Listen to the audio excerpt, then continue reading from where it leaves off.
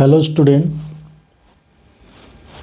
তোমাদের জন্য competitive exam সময়টা মেন।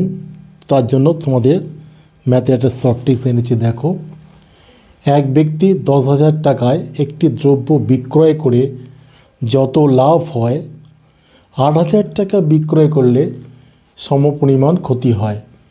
দ্রব্যটির ক্রয় মূল্য কত? খুব সোজা। দেখো, দুটো 10,000 টাকায় দ্রব্য বিক্রয় করে যায়, 8,000 টাকা বিক্রি করলে তত পরিমাণে ক্ষতি হয়। তাহলে সেই ক্ষেত্রে কী করব? দুটো টাকা যোগ করব, 10,000 যোগ 8,000 ইন্টু 100 ডিভাইডেড বাই, আর নিচে সিম্পল 200 বসিয়ে দেবো।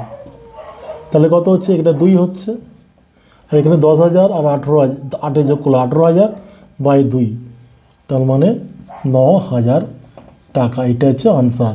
দ্রব্যটি ক্রয় মূল্য কত? 9,000 টাকা।